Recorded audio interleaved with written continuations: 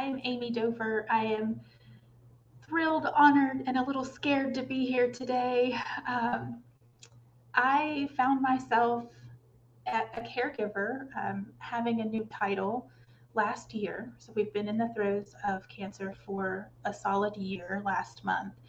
And, Jose had a little cough and went to the doctor, got some antibiotics, sort of went away, and came back with a vengeance. Started the process of discovery, more doctor's appointments, until we got that diagnosis. And immediately, we didn't even have to go into biopsy mode for the diagnosis that he knew from the scans it was stage 4.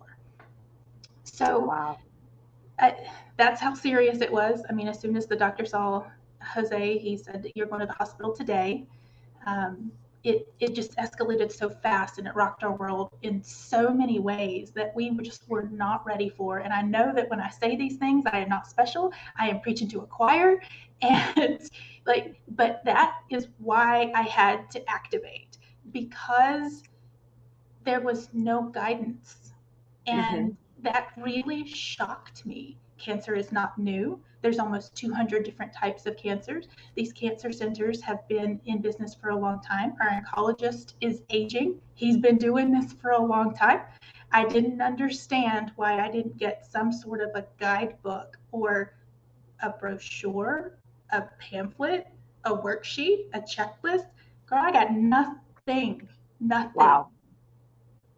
Now, It did was Jose get a big binder of all the things to expect with chemo and side no. effects and things? No, he didn't either. Oh, wow. Okay. No, when I tell you that our experience was horrific to start, it really was. Um, so it was horrific to us, although the doctor meant well in some parts of it, but it really kind of screwed up our system. Mm. Um, he was fighting to get Jose into a trial, but had not communicated that to us nor his staff. And Mm-hmm. so our system got all messed up. He meant well. I'll give him some credit. Like he totally meant well. Um, but we had our first chemo appointment scheduled, and I literally sat there and said, "We don't know what we're doing. We don't know what to expect. How long is he here for? Wow. Can he bring food? Can he go to the bathroom? I don't know these things. Jose doesn't know these things. We went from healthy to stage 4. Wow. So what do you do?" And he said, "Well, you haven't gotten your meeting, your appointment." And I'm like, "No, no, we haven't gotten anything other than we know he's going to sit in the chair on Friday." Wow. When we got the call, or actually we came in for the appointment on Thursday to meet with him as the little pre-setting. Uh, Particular to Jose and his treatment, he had to get an immune boost shot within 24 hours. And so some patients and some insurances cover this little patch that gets attached to you, and in 24 hours you automatically get this shot in your arm. Well, Jose's insurance didn't pay for that. So when we Oh, went in on Thursday, like it was crazy. But when we went on Thursday, he said, uh, "There's a little problem. Your insurance won't pay for that. So in order to get your shot 24 hours later, you have to have chemo right now." So although we knew it was tomorrow, we were still like shocked, not prepared for right now. Still didn't know what was going on, and I mean, it's just such a frightening experience. And I don't live in a space of fear very often. I mean, go through your emotions. I'm a big proponent of feel what you feel, go through it. You're entitled to it, it's part of the process. Don't sit in it. And I just found myself being so fearful way mm. too often when this process was not new. So, why are we treating people this way? And when I say this, like the average age of cancer is 20 years older than I am. So when you Yeah. think about the average age of a person going through cancer, you think of technology, you think of what they have to do and discover on their own. it's Yeah. not right. It's not right. We are able-bodied. We are, I'd like to think that we're somewhat intelligent and technologically savvy. This is what we do for a living. So um, just looking around in that room and knowing that if I felt this way, Yeah. my goodness, how do these people feel? And how do we have the audacity to continue to do this every day? You run a business doing this every day. It blew my So mind. did you have that conversation with the doctor at any point? Oh, honey, you haven't really met me. I have the conversation with the doctor, the office manager, her Good for boss, you. her boss's boss, and her boss's boss. And I literally sat in that room with those women and I said, he is stage 4. There is not a stage 5. We don't have the time for this. Good This is for what you we do for a speaking up. living. Good for Oh, you. I went to the hospital. I was not having it. I just was not having it.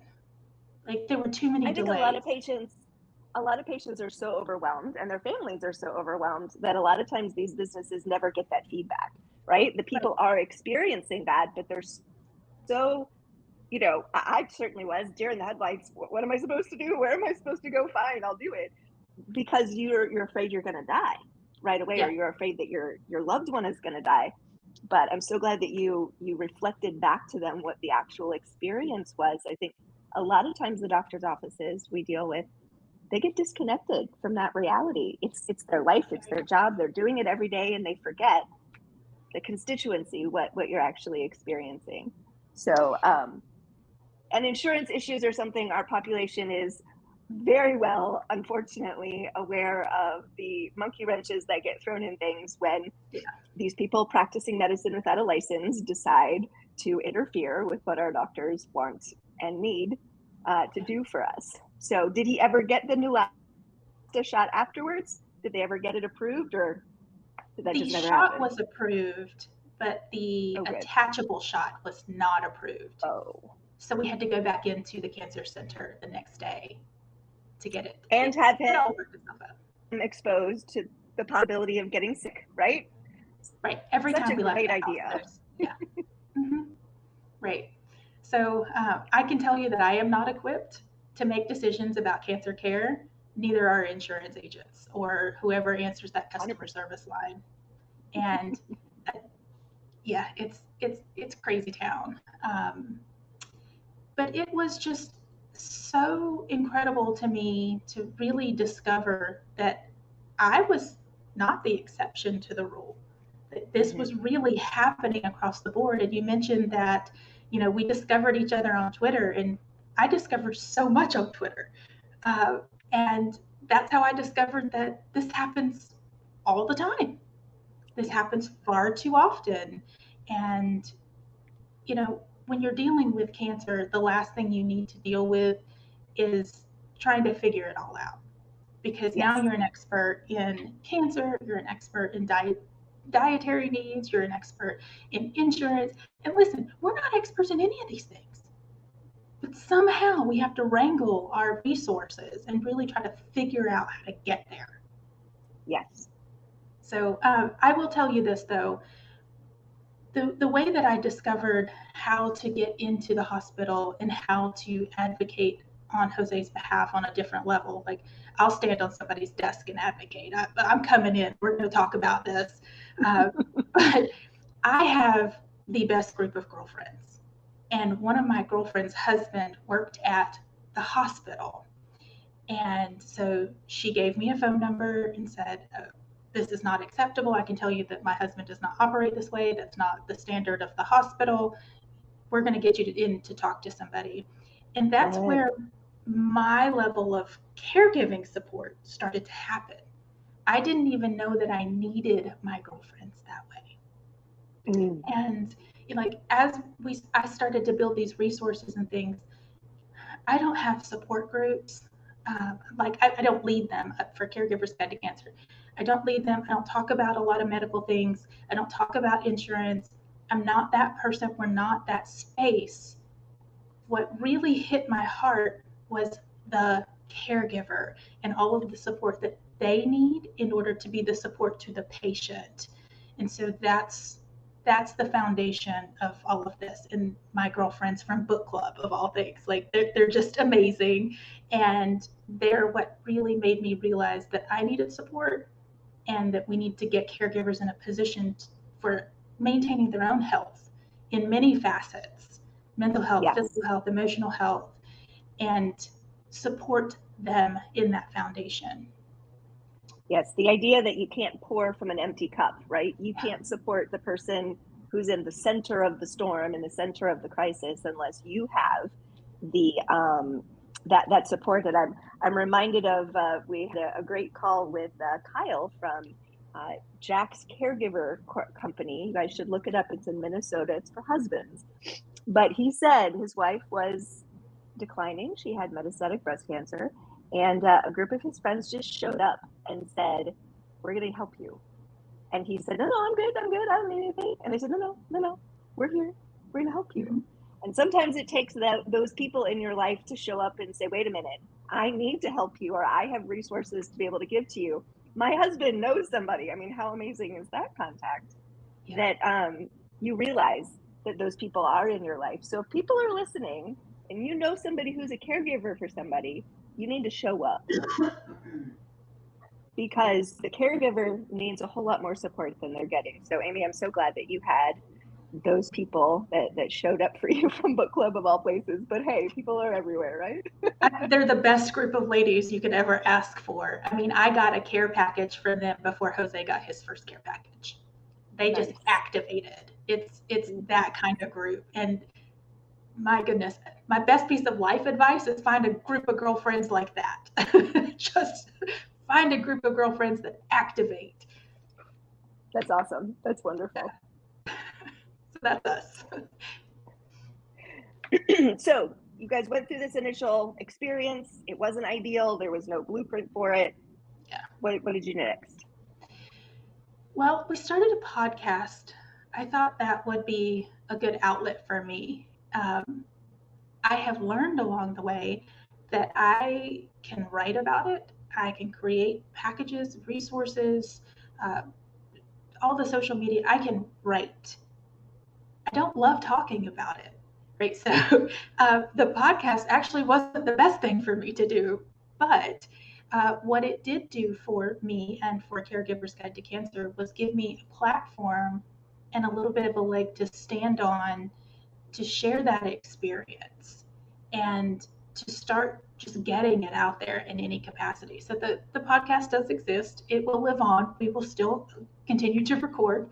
I'm in the throes of it, right? So we just had a stem cell transplant. He's on day 50 something of this transplant. We're not out of the woods yet. We have more scans coming up in about 40 days. You know, his numbers are incredibly low. He's not allowed to leave the house. His immune system is non-existent, if you know what the process is for stem cell transplant. So we're in the midst of it. To me, it's just so emotional to sit and to talk about and to feel like I'm doing that cohesively. And it's just easier for me to write a quick snippet and just put it out there. Just write it and get it out there, as opposed to trying to tell a story when you're in it. You're in it. Sure. And you feel every bit of it.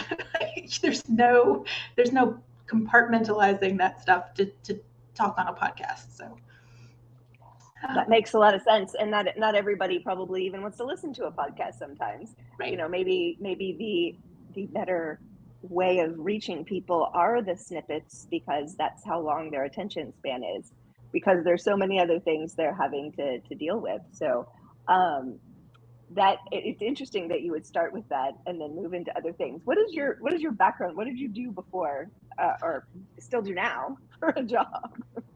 So I'm a business strategist. My specialty is operations and project management. So I take big problems and pare them down into smaller solutions, get a plan in place, and make stuff happen. That's what I do for a living. So when That fits, right? You're laughing. That fits. The hospital should hire you, like legitimately, they should just hire you to fix their problems. I told them that. I'm sure you did. So, in the midst of it all, it just the way that my brain functions and the way that I feel most useful and organized is when I'm problem solving. That's just me as a person. And so this was a really big problem in my life. And it really, honestly, aside from Jose, because these resources aren't really helping me at the moment. I mean, they're not really for me. I've gone through this and am continuing, and I'm equipped with enough tools to know these things. Um, Now, sometimes knowing them and doing them are two different things, but they weren't built for me because just seeing the impact, seeing the other people in the waiting room, seeing what others are going through across the nation, across the world, really, through social media, it's to me, I just find it unacceptable and it's heartbreaking. And if there's anything that I can do in any capacity, I need to show up. And that's just how we live our lives here. We're meant to show up. I didn't know a year ago that this is the plan that God had for me, that I would show up here in this capacity. I didn't know that I would even have these things. I didn't even know that I could package them in a way that made sense for cancer. But here we are. And we know that he places us exactly where he wants us to be. So clearly you were meant to be this resource for people. So what did you start with first? Was it the gratitude journal or something else that you created? I did. I created a gratitude journal because I found myself needing a little bit of an attitude adjustment on a regular basis. And I call it that, but it's just a reset, right? But because it's easy to go down that line of, oh, okay, well, I have all of this on my plate, and it's easy to just be fearful because you don't know. It's easy to just sit in that space, and I don't like to sit there for very long. So I kind of just looked at all of the ways that I like to remind myself to be present, and put that little booklet really together, of how to stop and have gratitude.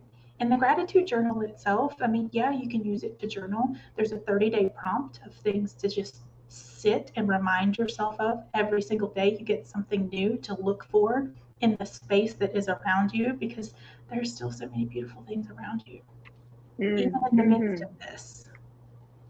And, it's what we need to keep going. We cannot sit in that space for very long. I know that I can't. Everyone is different. So, but it's just that reset. So the gratitude journal it's on the website, caregiversguide-to-cancer.com. Everything that's on that website is absolutely free. We didn't put this out here to charge anyone for anything. It's all free resources. Download it, print it out, do a couple of the worksheets, print out the 30-day guide, put it on your refrigerator, and when you feel in the funk, pick today on that calendar and be like, okay, this is what I'm going to look for today, and I'm going to give myself a little attitude adjustment. Just reset your day.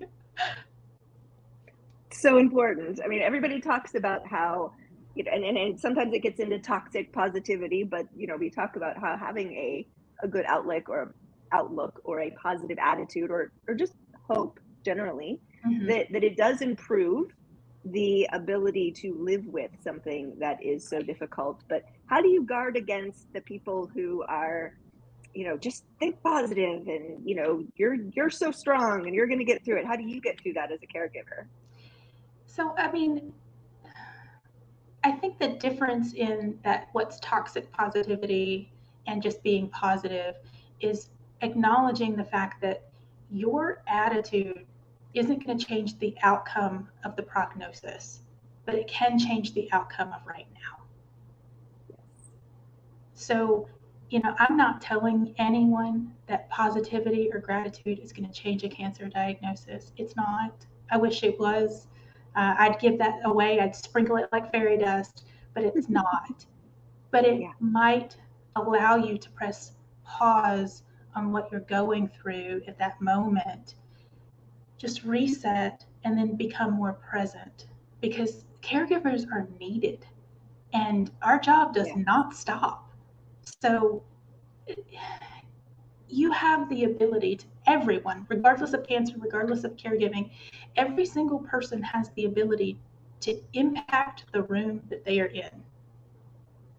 And you can choose to be a light in that room, or you can choose to be a fungus that grows in the corner. And I like that. I mean, it's, that fungus needs to be cleaned up. And Yep. again, it's feel it. Feel it as you need to feel it. Just don't sit in it any longer than you absolutely need to. And this is just one way. This is not the end all and the be all to fixing your attitude, your mental outlook, your mental health. Even this is not the exchangeable solution for mental health professionals. If you need to see a mental health professional, it's a tool in your toolkit. That's all. That's all it's meant to be. One of the things you talk about a lot is food, and the battle with food when you have a someone that you're caring for who just feels really crappy and doesn't want to eat anything, but you as the caregiver know that your loved one needs food. So tell me a little bit about the resources that you create around that, because I've loved the stuff that you've shared on Twitter about that issue. That has been one of my biggest struggles. I have tried, and I think that the tip in all of this is try all the things. Don't get dead set on one way, or this is how I make dinner, or I grew up with the mentality of eat what's on your plate or don't eat at all. Like that, none of that stuff works. None of it works. So we've tried a few things. I was very fortunate in the sense that my community around us pitched in, and we got what we called a house helper. I don't know what else to call her, but we got a house helper who came in once a week for about 3-4 hours. She cleaned up and she made some simple, ready to go meals for us. Nice. In theory, it was fantastic. It was so wrong. It was so wrong. Okay. Because she came in and she made these great casseroles. She made like 3 or 4 casseroles in the few hours that she was there, so that we would have meals throughout the week. Jose would need them.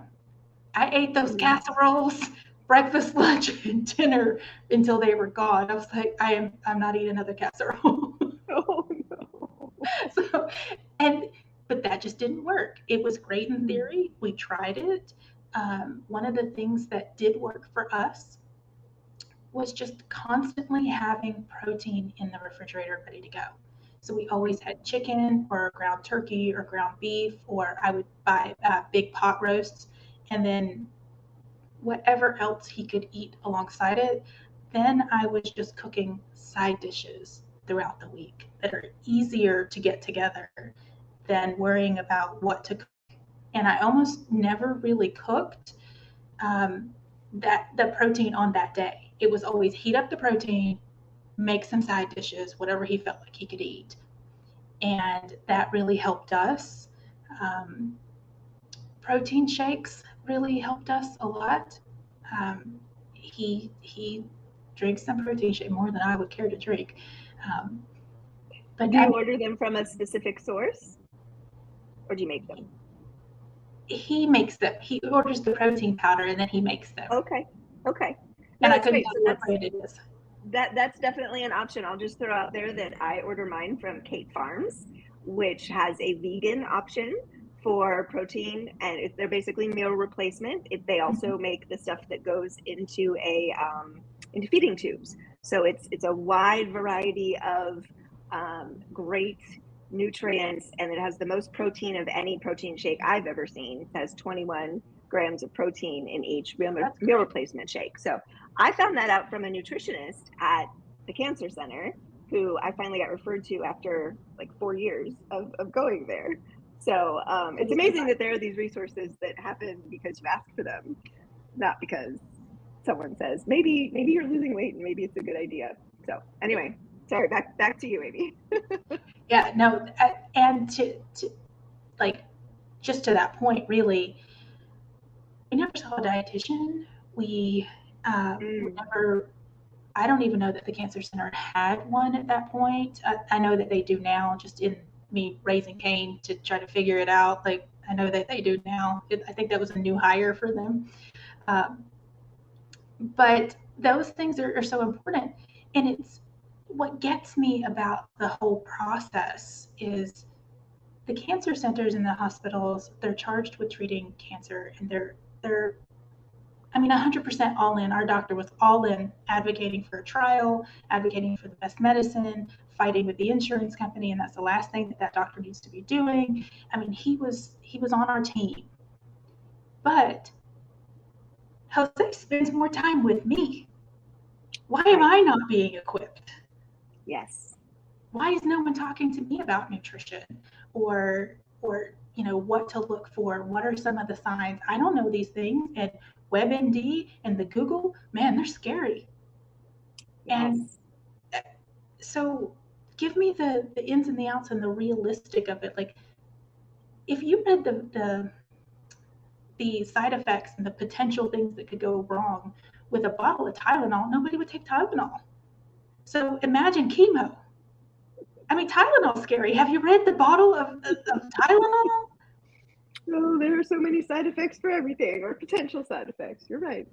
Right, but that just adds more fear and anxiety and overwhelm, and then you become hyper vigilant, and it just stresses you out for no reason.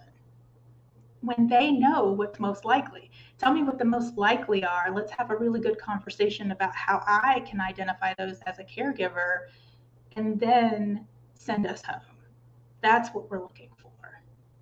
That's what I'm advocating for. Did the nurses end up doing that after you were asking those questions when you were at the chemo infusion center? Not really. We got a really good trial nurse. So the trial drug, when we were going through that process, she was fantastic on that side.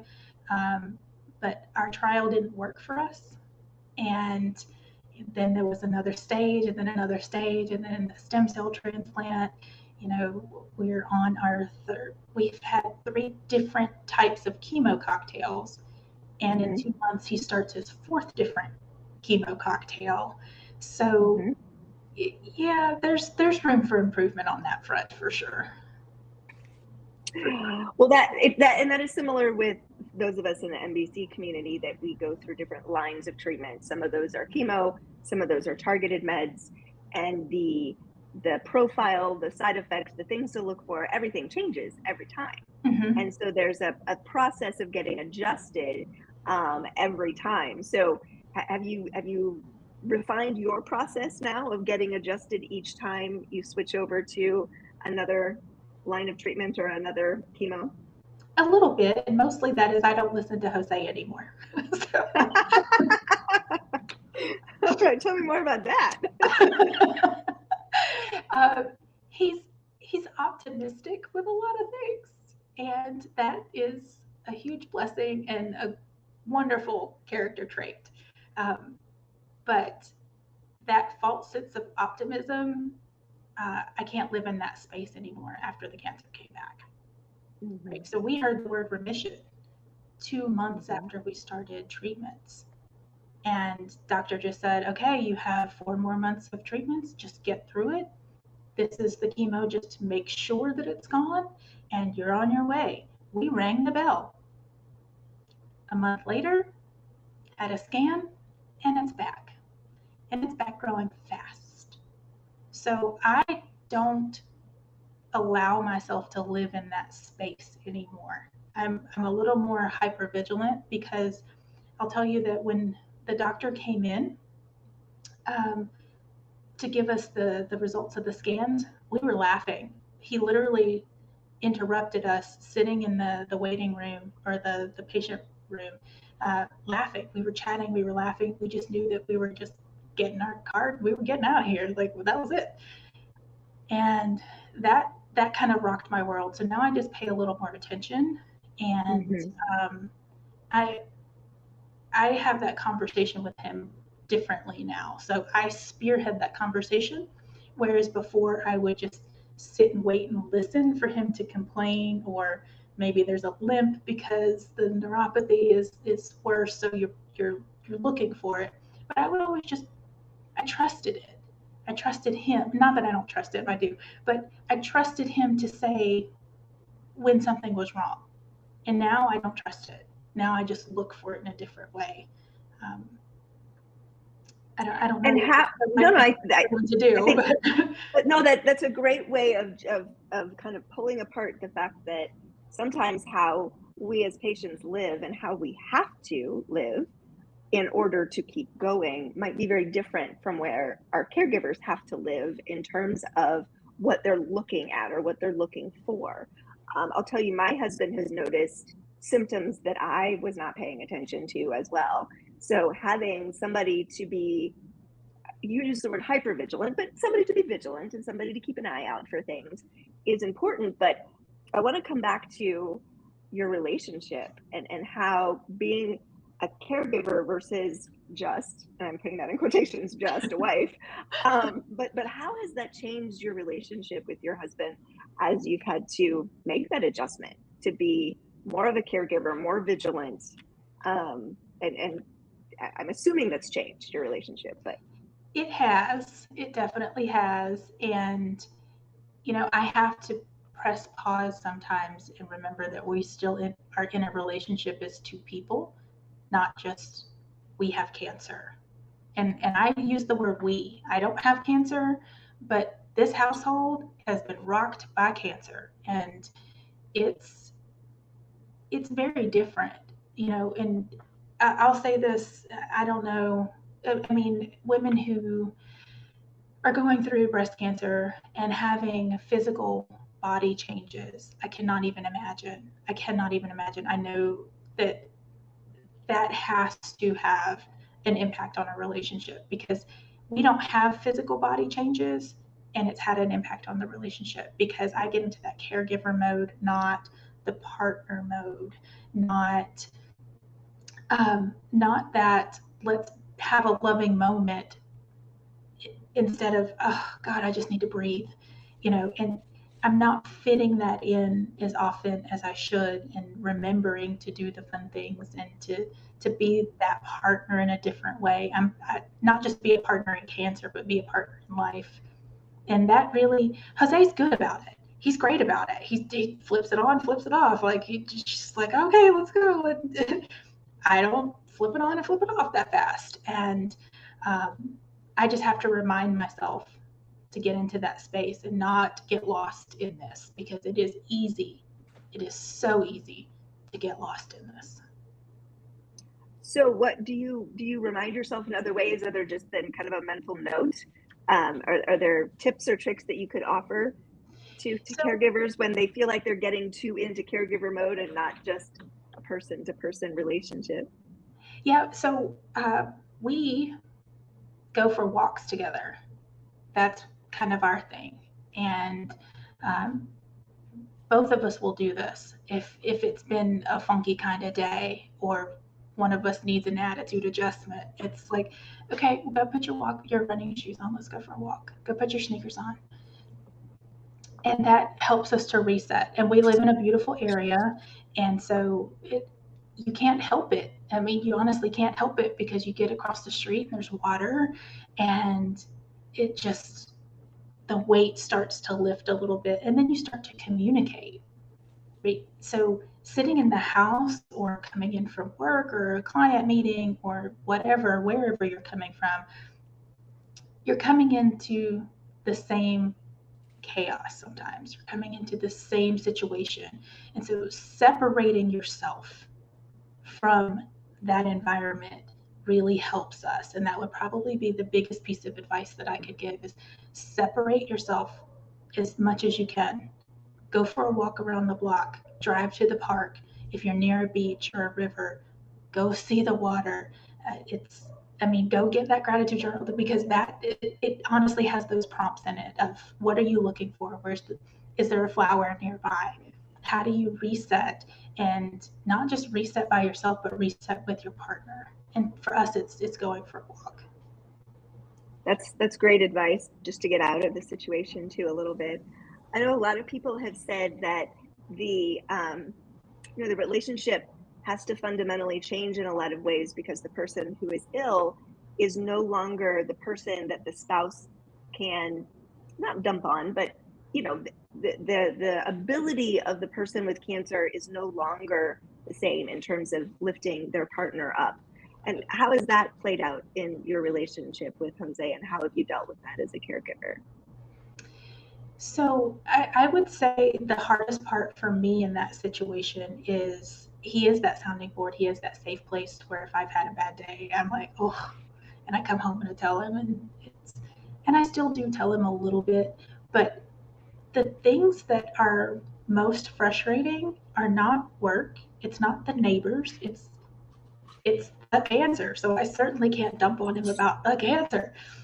And to me, I have to make sure that I have a space to where I can tell my girlfriend sometimes. I can just walk away, go have a conversation with my girlfriends, and come back to that. It's difficult because he is that trusted person for me. And I can't complain to him about, okay, I got to rearrange my schedule because the doctor's office screwed up and I've got to go to the doctor's office today. That's happened. Um, And so it's, yeah, you're closing in an hour and a half. We got to be there before an hour and a half. And, that's frustrating, but his care comes first. So I would say the best piece of advice that I can give in that situation is find your external support. That may be somebody that is in existence now. It may be on social media. It may be in a support group. Find what works for you. There's no magic sauce recipe. Everyone is different. And guess what? Sometimes you need different things at different times. So be willing to change and move into a new space as you as a human are moving into a new space, because you need that support. So that makes a lot of sense. But how would a caregiver go about finding those different methods of support? Is it just trial and error, you think? Or where would be a good place to start if a caregiver says, oh, wait a minute, I do need more support than I'm getting? So inside the caregiver action plan that I have, I kind of walk through going through local support services and national, regional support services. Uh, some of it is trial and error. Some of it going to the the big shops, right? Go to cancer.org, go to lls.org, and you know what? Call that 1-800 number that's on that website. I tell folks, talk to a human, because you don't know what you don't know. And you can go down a rabbit hole on the World Wide Web so fast and still not find anything that you're looking for. Yes. So it's true. I've wasted lots of hours and still got nowhere fast.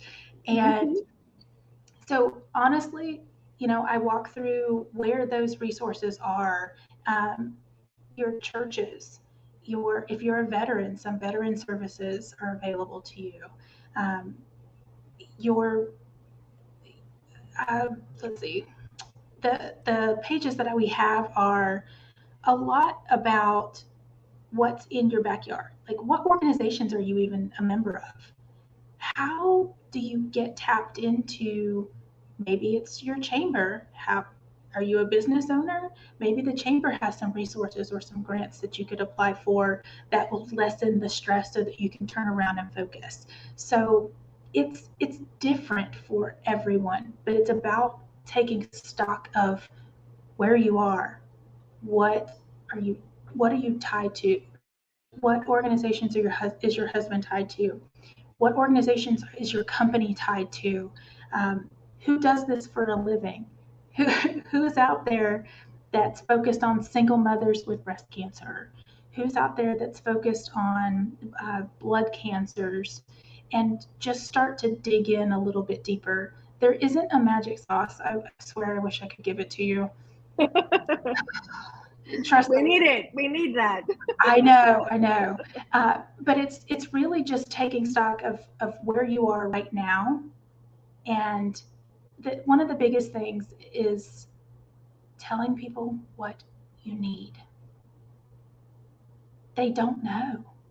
They don't know what you need. Yeah. And I'll tell you, I had never really dealt with cancer like this intimately ever. And so it's hard to let people into your real life. You know, it's just Jose and I behind these doors. And it's hard to let people in and say, I need something. But they don't know. And so you don't know who stands behind them. Just like with my book club, I didn't know that she would give me a resource because there's so many people that stand behind her. Yes. Yes. And take stock of where you are, take stock of who you're connected to, and then share. You don't have to ask for anything, just share. And you, it may be a book club. Who knows? Who You don't knows? know where the magic is going to happen. The other thing I would say too, which is we have found, is to make those lists and do those things when there is not a crisis. Because if you're in the middle of a crisis, not only your brain power is so focused on the crisis that you're not going to be able to articulate those things as well. So when you're in a lull, when you're in a time where you're not in a crisis, that's a good time to make those lists. I wanted to add another resource, the Caregiver Action Network. And Laura will share a meme that Jen O'Brien, the author of The Hospice Doctor's Widow, she put out. They have a confidential help desk, and then they have a website as well, but very focused on supporting caregivers. And it's a helpline you can call in the middle of the night. Because there are those crises, right? There are those times where you're at the end of your rope and you just need to talk to someone. So sometimes you might not have the bench or the resources to be able to do that on an emergency basis. And that's where finding organizations that have those resources is so helpful. But checklists are so nice, and Ammie has created some of those. What other checklists do you have in your resources, Ammie? So going back to my brain functions and planning and doing that in a non-crisis manner, really taking an assessment of what your family needs and getting clear on what that takes. How often do you mow the grass? You know, do you have young kids that are in sports or activities at school? What times are those? Who can give rides? And really start to build that. One of the things that we have in there in the action plan and the self-care planner is some scenarios about how to tell people what you need without going into great detail because everybody does not need to know all your business. And they don't need to know it all. They just need to know what's imminent. And if they are willing to help, they'll step into it. And, you know, really putting that calendar out, share. Share as much as you feel comfortable with. Share, create a Facebook group or a page for your family members to just get connected. There are lots of like meal train pages to where if you just put, you know, Katie's soccer schedule on the meal train and say she needs rides at the game ends at 7:30 every Thursday. Who can pick Katie up? People That's such a great up. reminder that Meal Train isn't just meals, right? It's still mealtrain.com, but you can do all kinds of things on Meal Train. So that's a great reminder. And then people sign up and then you don't have to remind them. Right. It does it for them. Yeah. So, I mean, just letting people know. I think the reason why so many caregivers get stuck in this doing it themselves and burnout is because they don't share enough. And people are willing to help, but they don't know how to step into your shoes and run your household. So you have to tell them how to best help. And I get annoyed with when people say, let me know if you need anything. That's not a question. I hate that That's one not a too. question. because I'm like, hold on, girl, I got a list. I need a lot of stuff. Like, do you mean it? Because, yeah, I got a lot of things going on and we need support. And every cancer patient and their caregivers need support. And in that support, like when we talk about that needs assessment and what's going on, what to track, there's symptom trackers that you can print these things out, appointment trackers, information about insurance and stuff like that. I think that a lot of us really kind of get into that mode of I'll do it all. I know it's my child, it's my husband, it's my wife. I will do it. But when other people need to step into that space for you and activate on your behalf, they need to be equipped with the resources that you know. That's where a Mm-hmm. lot of confusion comes into place. So I have a lot of checklists, a lot of information sheets that print it out, put it in a little folder, keep it on the counter, and everyone who steps into your household in that caregiving capacity, because they're all caregivers at that moment, Mm-hmm. they are your support team. They are equipped with what you know and how to best activate, and that's a Wow, that's a great idea. Yeah. it's to me, I know what Jose's going through. I know, and I haven't had anyone step in more of a caregiving capacity. But my goodness, we don't have young children either. So imagine having a young child or someone who's coming in to bring dinner. Know what the children are allergic to. Put a family binder together, and make sure that everyone knows. If you're creating a Facebook group, this is what we like, this is what we don't like. Be very clear on those things. It's not being picky, it's not being ungrateful. It's just the last thing you want to fight over is mealtime, because we're going to do enough of that. Very true. And Meal Train, not to harp on Meal Train, but Meal Train does allow you to put in allergies and like favorite restaurants and things like that. So there are those resources like that out there, which is great. Did you find, Amy, that at your cancer center that there was a social worker that helped with any of these things? No, they No. didn't have one on staff. Okay. So we I called I went on the LLS website because we have lymphoma, so for us it's LLS more than cancer.org. um, I went onto the site and just started digging around. I asked for a consult because I don't know what I don't know. I'm Mm-hmm. that kind of person that I want to speak to a human because they do this every day and they can Yeah. pull out the things in my conversation that I don't even know I need, or the gaps in Mm-hmm. the coverage that I'm not even aware of. So I'm a huge advocate of, if there's a phone number on a website, call them. Call. They do this for a living.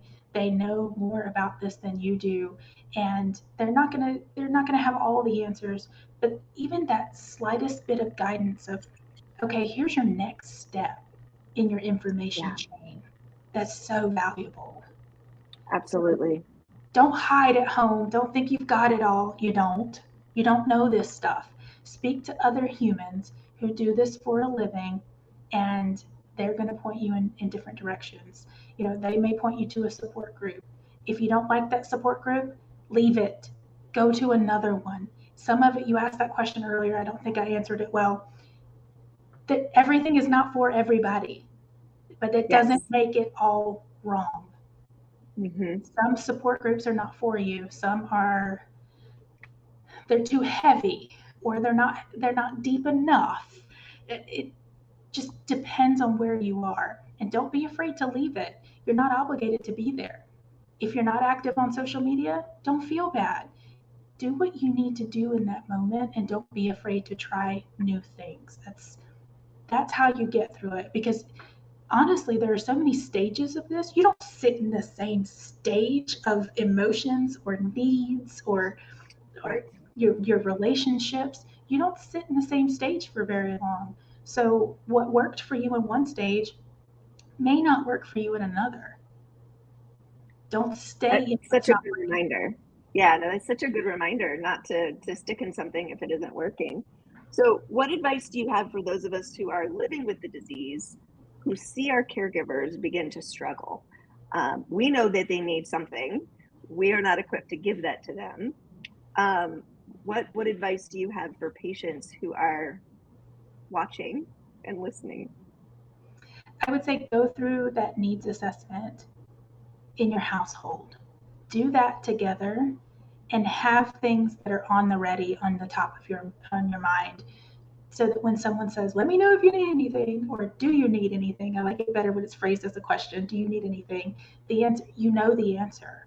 It's not that, yeah, we're overwhelmed. Yeah, we could use a day out. No, be very, very specific. People react to things that are specific because, again, they don't know how to step into your household. So, at you as the patient, if you see that your caregiver is struggling, you know, be ready when someone asks you. Be very specific and be ready. And then I think we had talked about this before. What do you do when your caregiver is a little resistant uh, to new things, or maybe they're not thinking a support group is for them? I would say, look up those resources and just have them available. Don't force anything, but have them available so that when you're ready, that's one of the reasons why that we create so many resources on different platforms, so that it's available when you are ready. No one can decide when you're ready or how you're going to best receive content or support. So having it available so that they can touch it at any time, it's so important, so important. Yeah, having that hotline number on the refrigerator, or Mhm. printing out those resources and just leaving them in their office or setting out where they can easily access them that way when it's time. I think that one of the things I notice in the MDC community is that the vast majority of the caregivers are men. Certainly, we have many sisters in the LGBTQ community who have same sex caregivers, but it's by and large mostly men. And men don't join support groups as much as women do generally.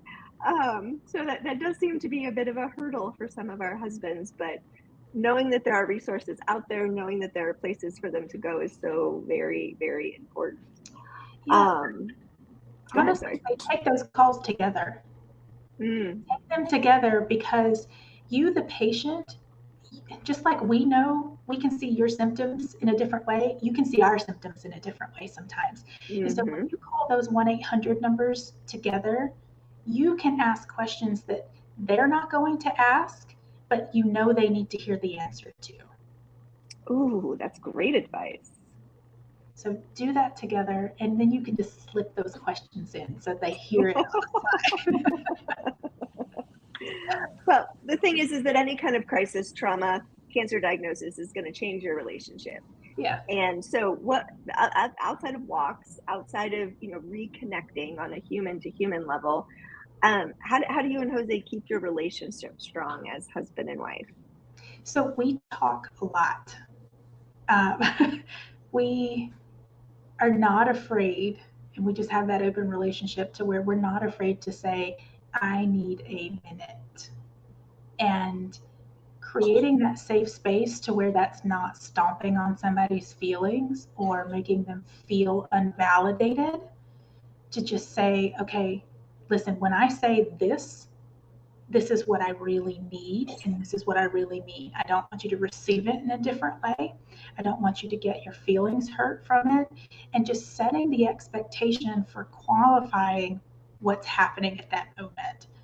And, you know, it's easy to get your feelings hurt in this process because, he's in pain. He's grumpy in this way, like, or I wake up tired and I'm grumpy in that way. And like last night, I fell asleep on the couch and I woke up, went to go to bed, and I looked at him. He's like, "Why are you looking at me like that?" I was like, "Don't take it personal. I'm just tired. I'm grumpy, and I'm ready to go to bed." And, but if you wake me up in the middle of the night, I'm gonna be grumpy. Don't take it personal. But say those things. Don't just know them, say them out loud. So if you wake me up and I'm grumpy, I'm sorry. I will apologize to you. I don't mean it. Please don't take it personal. And that will level the expectation a little bit differently so that they know to move on from that grumpiness a little bit faster and not hold on to it, because the last thing you need is to hold on to things that will create rifts in your relationship or rifts in your day that y'all just don't need. You just don't need that. So I mean, that's great advice. Absent cancer anyway, that's just great advice, relationship advice. I mean, but that's what it is. So you're looking at your relationship in a different way, and you have to set those expectations in a different way. Or I recently, since the pandemic, we've worked from home. Right? We had office space before the pandemic.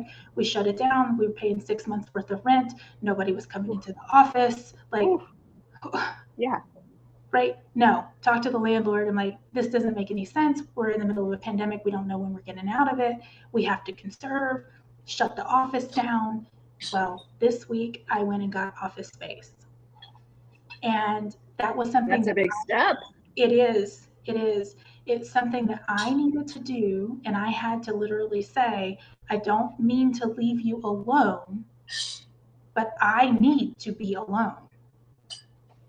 So setting that expectation of I'm not trying to escape from you, or I'm not so overwhelmed by you or the situation that we're currently going through, but I still have a business to run. I still have people that are depending upon me and clients that I need to show up for everyone in the best capacity. And that means I have to get out of the house. And that means that, okay, things might be a little bit tighter right now because I just added more expenses to the household. And people who are going through cancer know that we got a lot of expenses. Oh, yes, that's true. But that's something that I needed. And I had to say that in a way that didn't hurt his feelings, to say that I'm leaving you, or I'm running away from this. But leveling that expectation of, I still have obligations. We have to find a balance in this household so that, I can maintain my business. I can maintain client expectations. I can get all of this done. And that's just something that we've had to work on. And, relationship wise, when these things are happening, if you feel something is off, my God, say something. Don't harbor that stuff. I mean, that has nothing to do with cancer, but just in general, when you have a relationship with somebody and my God, we spend so much time together. So raise your hand, because right. the gets smaller when you're angry. So that is true. Don't stay in it very long. Say it and work to resolution when you speak. Don't just speak to spew, but speak to resolution. And that changes the way that you communicate and keep everything going. So that open line of communication, we talk about, there's three things that you need in caregiving. One is a plan, two is a positive attitude, and three is good communication. And that has just really been what we live by in general. So insert cancer, we just have to do it in a different way. But that's what we're living by. That's who we are in just general. I think it's pretty good advice in general. I mean, it sounds good. It sounds like good advice to me generally overall. Right. But insert a crisis or insert a trauma, and those foundational things become even more important because there's so many other stressors. We are winding down our time here, but I didn't want to not ask, how do you and Jose talk about the fact that there is no stage 5, that stage 4 is terminal, and that his life may be ending? How does that come into your conversations? So that's tough. We are just committed to living each day, and that's the best that we can hope for. Mm-hmm. Honestly, we're not looking for this dramatic end. We're not looking for fireworks. We're not looking for any of it. So and that's different for everybody. Some people are more planners to the end. We're not. We're not. And there's nothing wrong with that. There's nothing wrong with that. Do what you need to do. But for us, it's more, how do we make an impact in what we're doing today. How do we make the best of every day? We sit down, in general, we plan every single week, and we try to plan our life in that week. We plan our client work in that week. We plan our family in that week. And we just try to make the best of it. Now, the rest and when it comes and how it comes, we don't know. It could be 10 years, it could be 4, it could be 2. I, Right. right? We don't No, even have the information from the doctors. And even if you did, it probably would be wrong, because doctors can prognosticate all they want, but they have no idea when things are going to happen either. So anytime a doctor says you only have X amount of time to live, it always makes me itchy, because they really don't know. They're going off of statistics, and there is no way to know. But it is important to have those conversations with your caregiver about what you would want when something happens. Because those are the things that you may not be able to articulate in the moment. And that could be if you go through your advance directive with your caregiver, which your caregiver should probably be part of that discussion. I have to put my lawyer hat on here.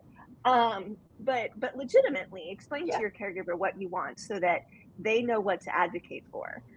Thinking about, birthing plans, and making sure my husband knew what to tell the staff and the doctor and things like that. Cancer is the same. If you don't want, I avoid opioids, right? My husband knows that. So if people are going to be offering me medication, he knows what I'll probably want or not want. But it is important to have those conversations with your caregiver, especially when you might be in a situation of not being able to communicate very clearly. And it sounds like, Ammie, you're right there with Jose during all of his treatments, so you're able to help him explain if he needed any help. Yeah, and we've had those high-level conversations, and I know enough to make those decisions. But in the nitty-gritty of planning to the end, I don't know that I'm there yet. I don't. I don't know that I can Again, get that conversation. nothing wrong with that. Nothing wrong with that at all.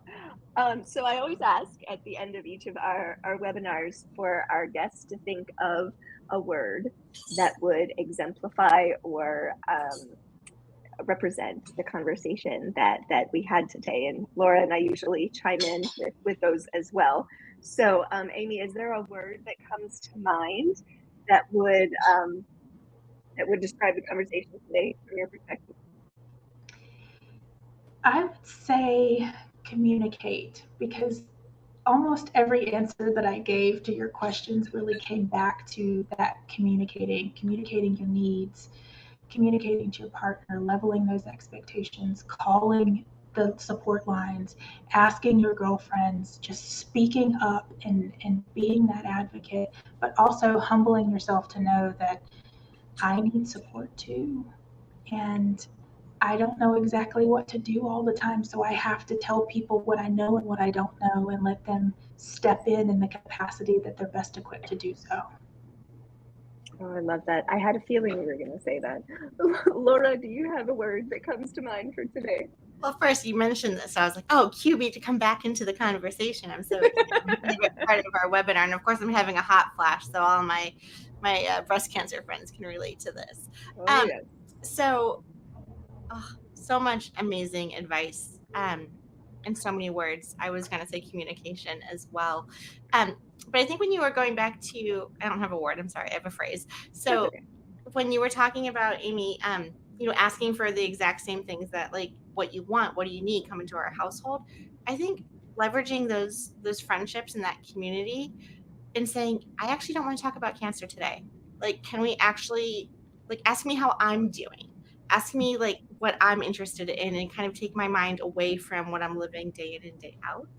So I think just being upfront about what your needs are. Yeah. Well, and that goes right back to communication, right? My word is activate, because I love the idea of activating people or allowing them to activate themselves, however that works in terms of the mechanism of it, but that there are probably so many more untapped resources or untapped people than we realize.